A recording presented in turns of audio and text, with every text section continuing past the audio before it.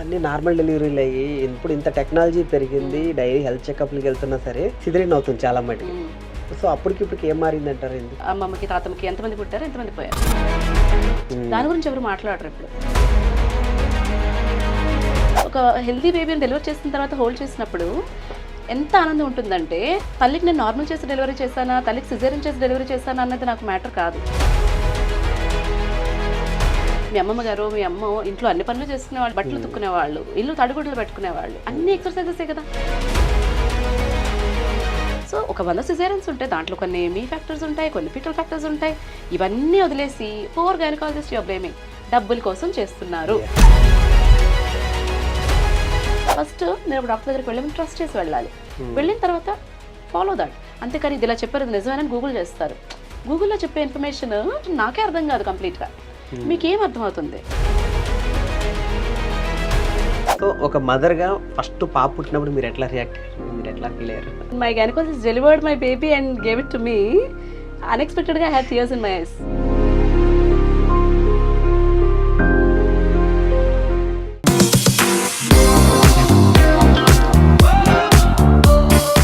Hi hello అందరికీ నమస్కారం. Welcome back to iDream media. Present ఏంటంటే చాలామందికి ఈ గైనకాలజీ మీద, ప్రెగ్నెన్సీ మీద చాలా డౌట్స్ ఉన్నాయి చాలామందికి. అవన్నీ కొన్ని అపోహలు ఉన్నాయి, కొన్ని ఏమో తెలుసుకోలేకపోతున్నారు చాలా విషయాలు. సో అవన్నీ ఏంటంటే మనకి యూట్యూబ్లో మేడం ఏంటంటే శిల్పాస మేడం గారు చాలా క్లియర్గా అందరికీ చెప్తున్నారు. ఎక్కడికి వెళ్ళినా కానీ ఆ వీడియోలు అందరూ ఫాలో అవుతూ చాలా ఎడ్యుకేట్ అవుతున్నారనమాట. సో ఆవిడతో ఒకసారి మాట్లాడి చాలా క్వశ్చన్లు ఉన్నాయి, అన్నీ అడిగి తెలుసుకుందాం ఆవిడతోటి. హాయ్ మేడం, నమస్తే అండి. ఎట్లా ఉన్నారు మేడం? వెరీ గుడ్ అండి. మామూలుగా డాక్టర్లు చాలా అందంగా ఉన్నారంటారు, కానీ మిమ్మల్ని చూస్తుంటే నిజంగానే అనిపిస్తుంది అట్లా అని. మనం ఒకళ్ళని నవ్వుతూ విష్ చేస్తే ఆటోమేటిక్గా మన ఎదుటి మనిషికి అందంగా కనిపిస్తాం అంతే.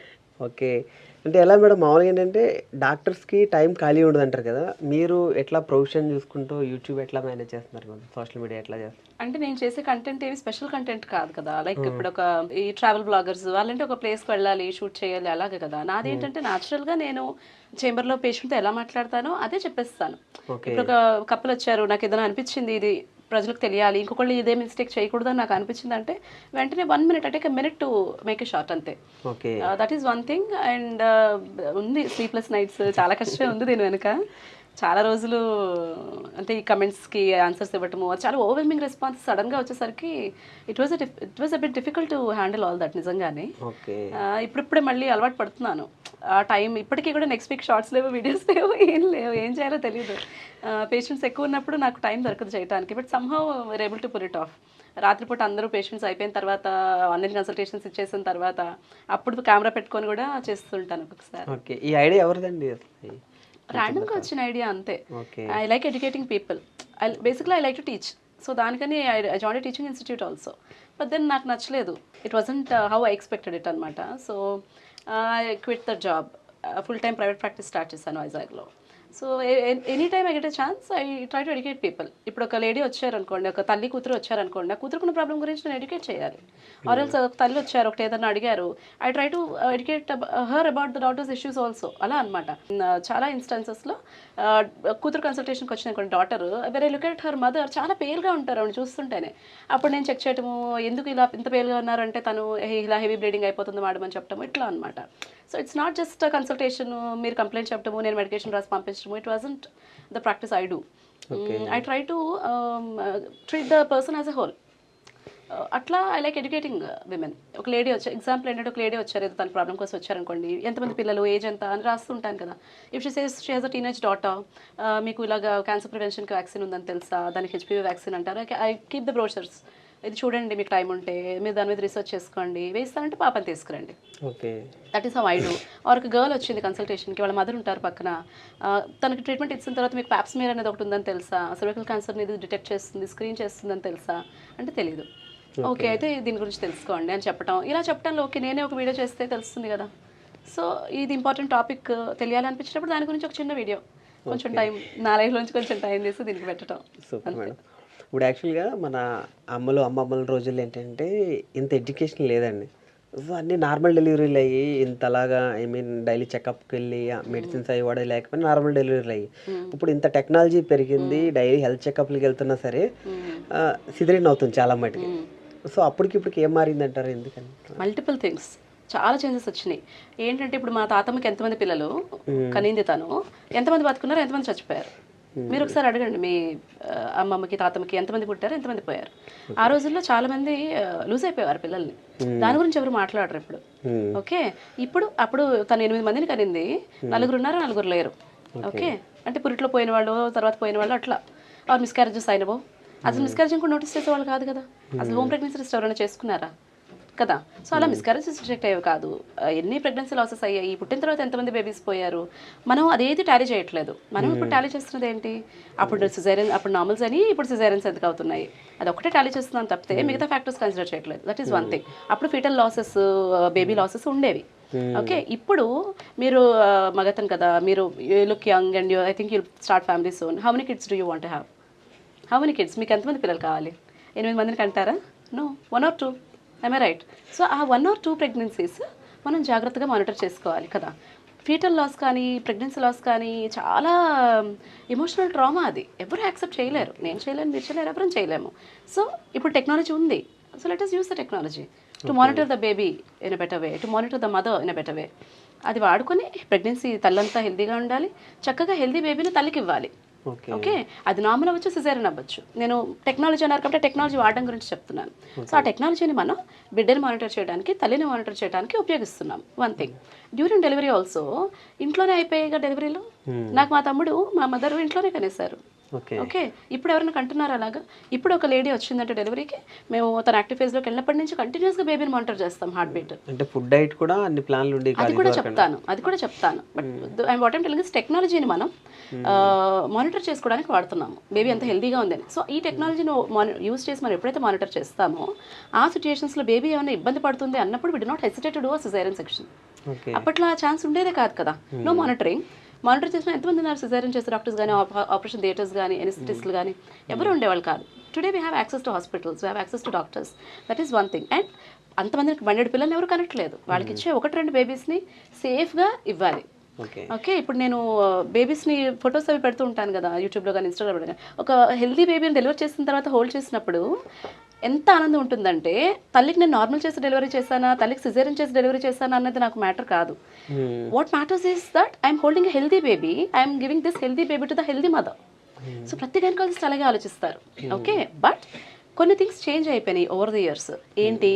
ఒకటి పేషెంట్ ఫ్యాక్టర్స్, ఒకటి డాక్టర్స్ వైపు నుంచి కూడా కొన్ని ఫ్యాక్టర్స్. ఓకే, పేషెంట్ ఫ్యాక్టర్స్ ఏంటి చేంజ్ అయ్యాయి? ఎంత యాక్టివ్గా ఉండేవాళ్ళు, మీ మదర్ని అడగండి, ఎంత యాక్టివ్గా ఉండేవాళ్ళు.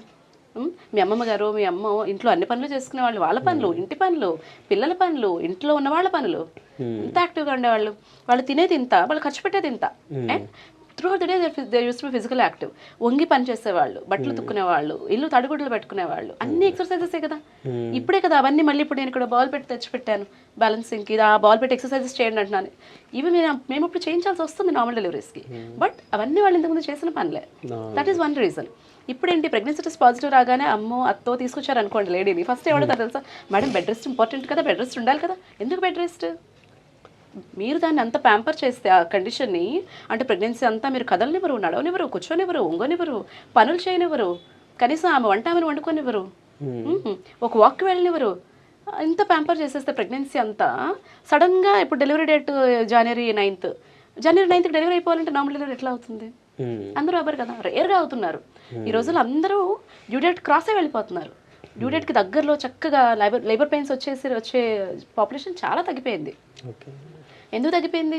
ప్యాంపరింగ్. నేను యూట్యూబ్ ఛానల్లో కూడా ఒకళ్ళు కమెంట్స్లో అదే పెట్టారు, మీకు ఇంత ప్యాంపరింగ్ మాకే ఉండదు, అంటే రెస్ట్ కావాలి కదా, డెలివరీ తర్వాత ఎన్ని రోజులు రెస్ట్ తీసుకోవాలి, ఏదో ఒక సబ్స్క్రైబర్ అడిగితే ఆ యూఎస్లో ఉన్న మనిషి పెట్టిన రిప్లై అనమాట ఇది.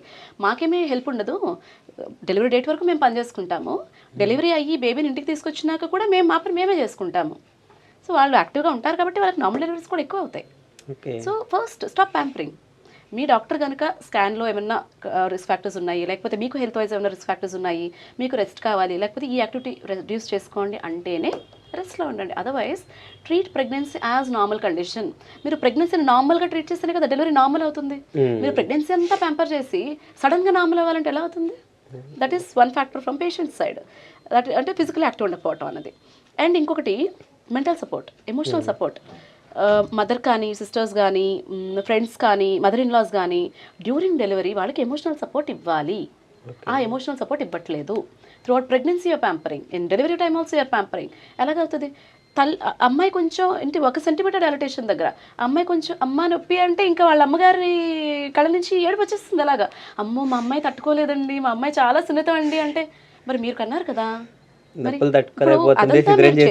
చేసేయండి అంటారు. అమ్మ కొంచెం ఓపిక పట్టాడంటే, లేదండి మా అమ్మాయి చాలా సున్నితం అండి, తట్టుకోలేదండి, చేసేయండి. లేకపోతే పలానా ముహూర్తం ఉందండి మాకు, రేపు అమ్మ రేపు ఉదయం నార్మల్ అయిపోతుందంటే, లేదండి రేపు మంచి రోజు కాదండి, ముహూర్తం బాగాలేదండి, ఇప్పుడు చేసేయండి. ఇదంతా మీరు చేసి ఇప్పుడు 100 సిజేరియన్ సెక్షన్స్లో ఎన్ని సిజేరియన్స్కి ఈ ఫ్యాక్టర్స్ ఉంటున్నాయి, లైక్ పేషెంట్ ఫ్యాక్టర్స్.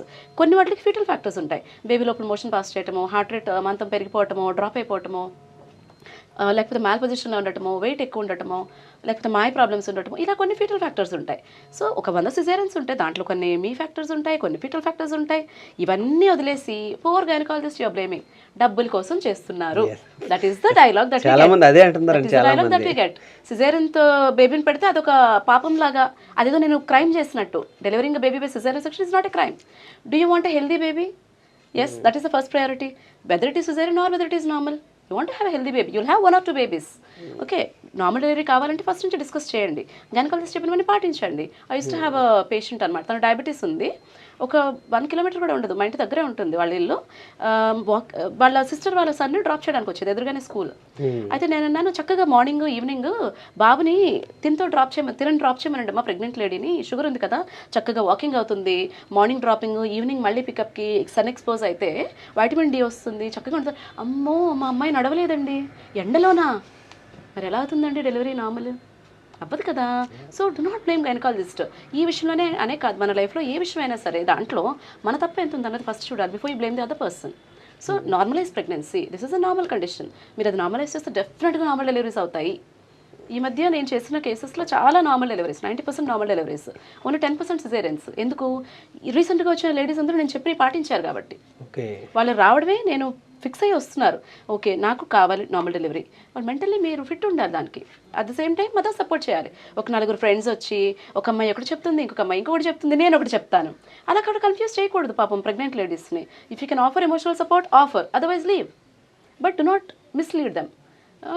వాళ్ళ ఎమోషన్స్ని ఇంకా మీరు తగ్గించేయకూడదు, వాళ్ళ మెంటల్ స్ట్రెంగ్త్ని ఇంకా తగ్గించకూడదు. You need to support them. అది మేడం. ఇప్పుడు యాక్చువల్గా చాలా మంది ఏంటంటే 3 months వరకు ట్రావెల్ చేయొద్దు, ఫస్ట్ 3 months అని చెప్తారు. ఇదివరకు రోజులు అట్లా లేదు కదా మేడం, వాళ్ళు ట్రావెలింగ్లు అవి బాగానే చేసేవారు. ఇప్పుడు ఏంటంటే 3 months వరకు ట్రావెల్ చేయొద్దు, పలానా ఈ ట్యాబ్లెట్లు వాడాలి, ఫోలిక్ యాసిడ్ వాడాలి, సంథింగ్ ఏమైనా చాలా చెప్తున్నారు. ఇదివరకు అట్లా లేదు కదా మేడం. ఇదివరకు అట్లా లేదు అంటే ఒక రకంగా లేదు, బికాస్ అప్పుడు ప్రీ కన్సెప్షనల్ ఫోలిక్ యాసిడ్ అంటే ఇప్పుడు మీరు ప్రెగ్నెన్సీ ప్లాన్ చేస్తున్నప్పుడే 3 నెలల ముందు నుంచి ఫోలిక్ యాసిడ్ వాడమంటున్నాం మనం. Not even first 3 months of pregnancy, 3 months before you plan pregnancy folic acid వాడటం వల్ల హెల్దీ బేబీ ఉండే ఛాన్స్ ఉంటుంది. అప్పుడు కూడా అనామలీస్ ఉండినాయి. అనామలీస్ తెలియలేదు చాలా మందికి. ఓకే, ఎనెన్కెఫలి అని అలాంటి కొన్ని ప్రాబ్లమ్స్ వస్తాయి బేబీస్కి ఫోలిక్ యాసిడ్ లేకపోవడం వల్ల, అప్పుడు డిటెక్ట్ అవ్వలేదు. సో వీటిల్లో ఫోలిక్ యాసిడ్ వాడటం లాంటి మంచి థింగ్స్ మీరు తీసుకోవాలి. ప్రెగ్నెన్సీ టెస్ట్ అంటే పీరియడ్ మిస్ అవగానే ప్రెగ్నెన్సీ టెస్ట్ చేసుకోవటము, ప్రెగ్నెన్సీ టెస్ట్ పాజిటివ్ రాగానే డాక్టర్ దగ్గర కన్సల్ట్ చేయటము, సప్లిమెంట్స్ ఫోలిక్ యాసిడ్ లాంటివి తీసుకోవటము. ఓకే, ఇలాంటివన్నీ చేయాలి. అది గుడ్ యూజ్ ఆఫ్ టెక్నాలజీ. అవన్నీ చేసుకోండి. ఎట్ ద సేమ్ టైం మీరు రెస్ట్ అంటున్నారు, rest is not needed, not for every patient. ఏదైనా సర్విక్స్ లెంగ్త్ తక్కువ ఉండడం అనిపించినా, లేకపోతే లోపల ఏమైనా బ్లీడ్ అవుతున్నది బేబీకి మాయకి మధ్యలో అనిపించినా, ఇలాంటి కొన్ని సిచ్యుయేషన్స్లో రెస్ట్ చెప్తాము. సో ప్రతి 100 women ప్రెగ్నెంట్ అయితే 100 womenకి రెస్ట్ అవసరం ఉండదు. 100లో ఒకరికి కూడా రెస్ట్ అవసరం ఉండదు. అది గైనకాలజిస్ట్ డిటెక్ట్ చేసి చెప్తే రెస్ట్ తీసుకోండి, otherwise no need, you can travel. Serena Williams when she was 13 weeks pregnant, she won a grand slam. Okay, tennis ఆడింది తను. Can you imagine pregnant lady in India doing something like that? అంత intensity కాదు కదా, దాంట్లో ఒక 1000వ వంతు intensity కూడా మన ఇండియన్ విమెన్ చేయరు. చాలా మంది they do running. Anushka Sharma చూసారా, ఒక ఇన్స్టాగ్రామ్ పోస్ట్ శీర్షాసనం వేసింది తను, విరాట్ కోహ్లీ కాలు పట్టుకుంటాడు. మనం ఎవరైనా చేస్తారా? మన వాళ్ళు చేయరు.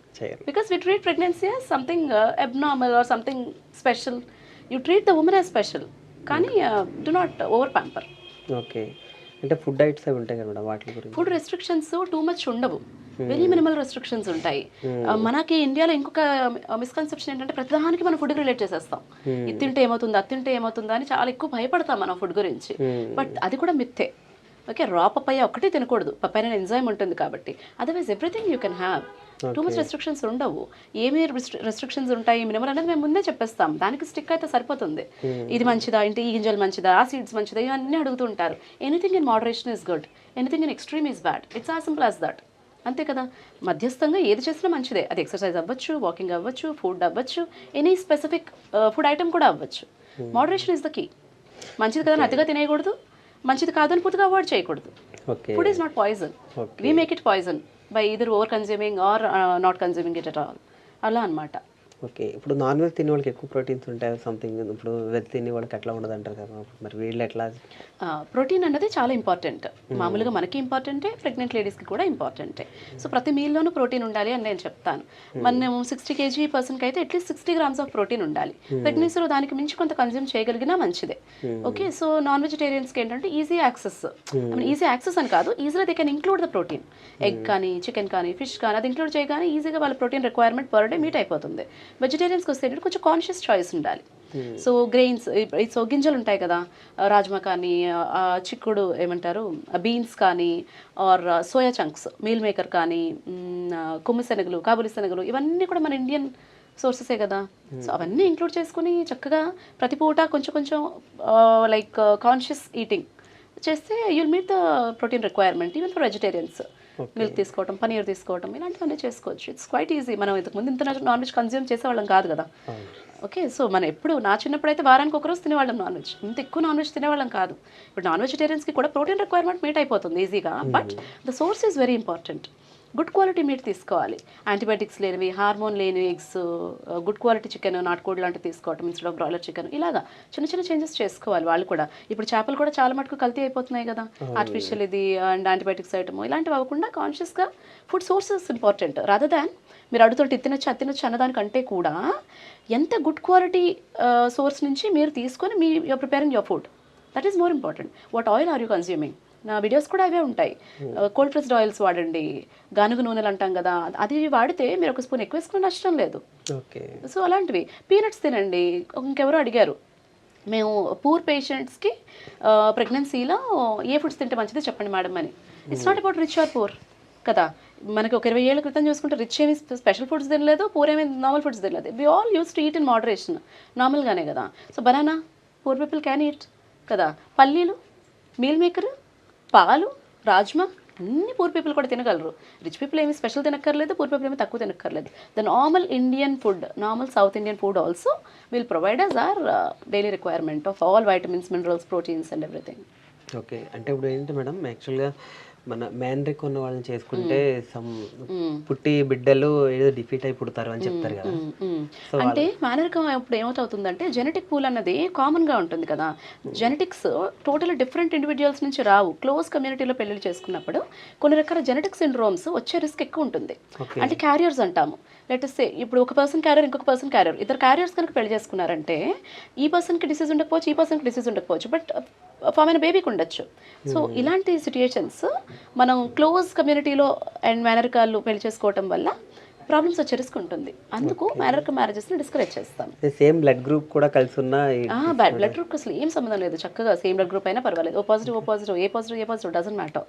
ఎప్పుడైతే తల్లిది నెగిటివ్ ఉంటుంది, హస్బెండ్ది పాజిటివ్ ఉంటుందో అప్పుడు డిఫరెంట్గా ట్రీట్ చేస్తాం వాటిని, అంతే. ఓకే, అంటే చాలా మంది ఏంటంటే రత్నాల గర్భం సంథింగ్ అట్లా అలాంటివన్నీ మనం ఇనిషియల్గా డిటెక్ట్ చేసుకోవాలి. అది నార్మల్ కాదు. రావడానికి ఏంటి మేడం రీజన్? ఎందుకు అన్ని కూడా ఇప్పుడు బేబీ ఫామ్ అయ్యే ప్రాసెస్లో, అంటే బేబీ ఎట్లా ఫామ్ అవుతుంది, ఒక స్పర్మ్, ఒక ఎగ్ కలవాలి. హెల్దీ స్పర్మ్, హెల్దీ ఎగ్ కలిస్తే హెల్దీ బేబీ ఫామ్ అవ్వాలి, ఆ డివిజన్ అంతా అయినప్పుడు. సో ఈ ప్రాసెస్లో ఏ ప్రాబ్లం వచ్చినా కూడా అది మొలార్ ప్రెగ్నెన్సీ, ముత్యాల గర్భం లాంటివి రావచ్చు. అందుకని ఎర్లీ స్కాన్స్, ఎర్లీ డిటెక్షన్ అంతా ఇంపార్టెంట్. ఆ డిటెక్ట్ చేసుకుంటే easily they can be treated. Okay, ఇప్పుడు చాలా మటుకు ఫెర్టిలిటీ సెంటర్లు, సంతాన సాఫల్య కేంద్రం అట్లా ఉన్నాయి, చాలా ఎక్కువ అయిపోయినాయి చాలా చోట్ల ఇప్పుడు.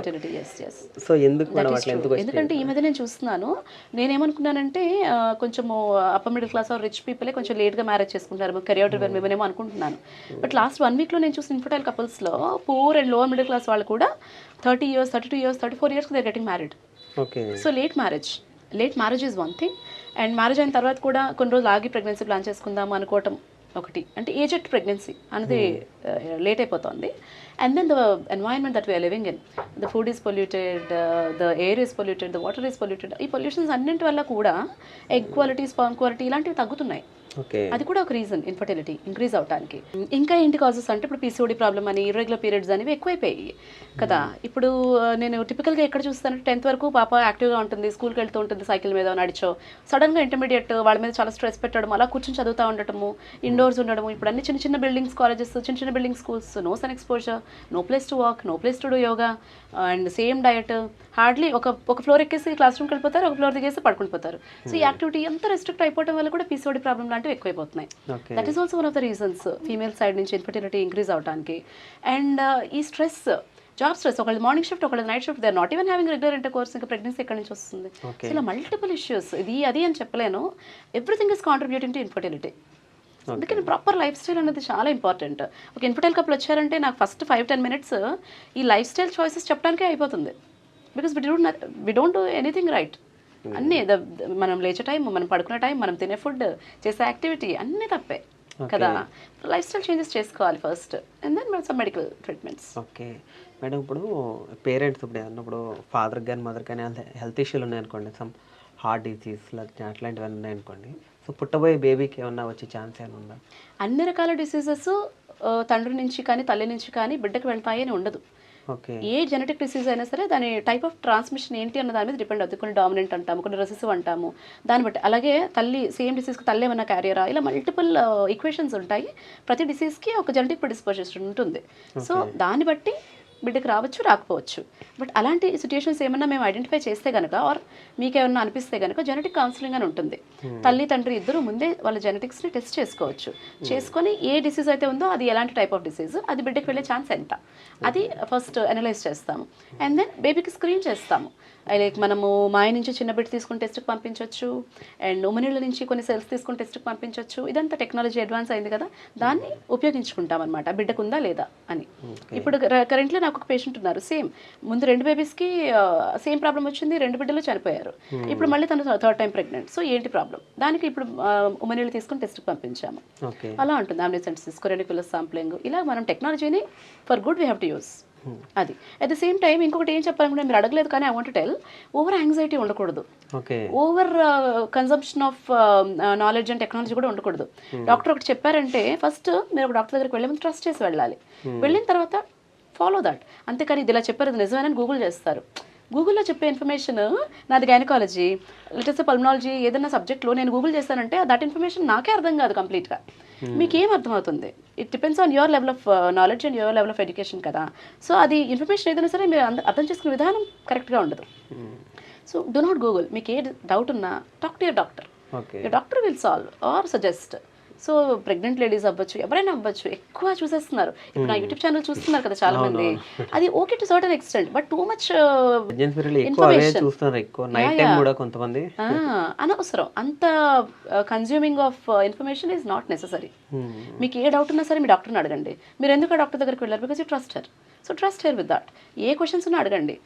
ఓన్లీ ఒక ఎక్స్టెంట్ వరకే ఏ యూట్యూబ్ ఛానల్ చూడటమన్నా, గూగుల్ చేయటమన్నా ఒక ఎక్స్టెంట్ వరకే. అది టూ మచ్ చేయకూడదు. ఇట్లా ఓన్లీ అట్ యువర్ యాంగ్జైటీ అంతే. ఓకే మేడం, యాక్చువల్గా ఏంటంటే కడుపులో అదే ప్రెగ్నెన్సీ పీరియడ్లో లోపల ఉన్న బిడ్డ వింటుంది, మాట్లాడేవి అని చెప్పి మనం పురాణాల్లోనే విన్నాం. మహాభారతంలోనే అభిమన్యుడు వినేవాడు వాళ్ళు సంథింగ్ అని విన్నాము.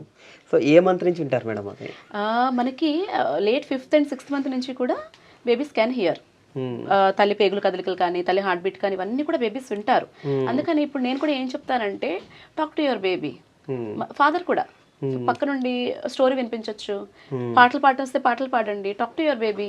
ఓకే, మసాజ్ ద టమ్మీ, ఇవన్నీ చేసుకోవచ్చు. It will reduce the stress levels. అంతేగాని అదేదో గూగుల్ చూసేసి, లేకపోతే యూట్యూబ్ ఛానల్ వీళ్ళు ఇలా అన్నారు, ఇది చేస్తే నార్మల్ అవుతుంది, అది చేస్తే నార్మల్ అవ్వదు, అవన్నీ కాదు. The pregnancy journey you should enjoy. Come normal అవుతుందా, సిజేరియన్ అవుతుందా అని యాంగ్జైటీ పక్కన పెట్టేసి త్రూ అవుట్ ప్రెగ్నెన్సీ ఆ జర్నీని ఎంజాయ్ చేయాలి కపుల్స్. ఓకే, ఇప్పుడు చాలా చోట్ల ఏంటంటే కొత్తగా పెళ్ళైన వాళ్ళకి సో ఎర్లీ ప్రెగ్నెన్సీ వస్తుంది. సో కలవద్దు, సంథింగ్ ఇన్ మంత్స్ కలవద్దు అంటారు కదా. సో అయినా సరే కొంతమంది కలుస్తుంటారు. సో ఏంటి సేఫ్ లేకపోతే ఏంటి? Sex in pregnancy is safe unless your gynaecologist advised you not to. అంటే ఎప్పుడైనా బాగా సర్విక్స్ షార్ట్గా ఉన్నా, లేకపోతే ఏమైనా స్టిచ్ వేసినా, లేకపోతే మాయ కిందకున్నా, ఏమైనా బ్లీడింగ్ ఛాన్సెస్ ఉన్నా, కొన్ని సిచ్యుయేషన్స్లో వద్దు అని చెప్తాము. Okay. అలా అడ్వైస్ చేయనప్పుడు it is safe to have sex, but it is about the comfort of the pregnant lady.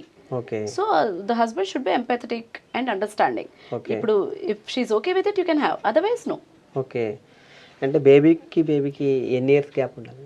Caesarean అయితే కనుక అట్లీస్ట్ 1.5 years గ్యాప్ మేము అడ్వైస్ చేస్తాం for the body to completely heal. But for normal delivery also gap అంతే ఉంటే బాగుంటుంది, because pregnancy అన్నది చాలా energy consume చేస్తుంది కదా. ప్రెగ్నెన్సీ, డెలివరీ ఇవన్నీ కూడా మదర్ హెల్త్ మీద కొంత రిజల్ట్ ఉంటుంది. సో మదర్ కంప్లీట్గా రికవర్ అవడానికి, తన హిమోగ్లోబిన్ లెవెల్స్ నార్మల్ అవడానికి, తన కాల్షియం నార్మల్ అవడానికి, బోన్స్ హెల్దీ అవడానికి, స్ట్రెంగ్త్ అవడానికి, పొట్ట ఏదైతే లూజ్ అయిపోయిందో అది టోన్ రీగైన్ అవడానికి, దీని అంతటికీ మనం కొంత టైం ఇచ్చి ప్రెగ్నెన్సీ ప్లాన్ చేసుకుంటే బాగుంటుంది. ఓకే. అంటే వాళ్ళ మూడ్ ఎట్లా అంటే ఒక్కోసారి అంటే బాగా కోపడుతుంటారు, సరిగ్గా టైంకి తినరు, సో వాంతింగ్ సింటమ్స్ అవి ఉంటాయంటారు చాలా. ప్రెగ్నెన్సీ అన్నది సినిమాలో చూపించినట్టేమి హ్యాపీగా ఉండదు. చాలా మంది, కొంతమందికి కంఫర్టబుల్ గానే ఉంటుంది. అసలు ఎలా ఎప్పుడు ప్రెగ్నెంట్ అయ్యారు, ఎప్పుడు డెలివరీ అయ్యారో కూడా మనకు తెలియదు. వెరీ సో ఇష్యూలు ఏం తెలియకుండా డాక్టర్స్ దగ్గరికి వెళ్తే ఏంటంటే బీ కైండ్ టు హెర్ అంటుంటారు. సో ఎట్లా ఇష్యూలు ఎట్లా? సో ఈ ప్రెగ్నెన్సీలో ఈ హార్మోనల్ చేంజెస్ అవి కొంతమందికి ఓవర్వెల్మింగ్ గా ఉంటాయి. లేటెస్ట్ ఇప్పుడు పీరియడ్స్ వస్తున్నాయి, పీరియడ్స్ ముందు ప్రతి ఒక్కరికి పిఎంఎస్ రాదు కదా, పిఎండిడి కానీ, అంటే ఆ ఎమోషనల్ డిస్టర్బెన్సెస్ కానీ, ఆ హైస్ లోస్ కానీ, ఆ డిప్రెషన్ కానీ, ఇలాంటివి అందరికీ రావు కదా. Some women get affected. అలాగే ప్రెగ్నెన్సీలో కూడా ఈ హార్మోనల్ ఫ్లక్చుయేషన్స్ వీటి వల్ల కొంతమంది లేడీస్ అలాగే ఇబ్బంది పడచ్చు. అలాంటప్పుడు కొంత ఫ్యామిలీ సపోర్ట్ ఉండటం, ఎంపథెటిక్ గా ఉండడం, కొంచెం కంఫర్టబుల్ గా చూసుకోవటం చేస్తే సరిపోతుంది. అందరికీ అలా ఉండదు. ఉంటే కనుక we have to change our approach towards that.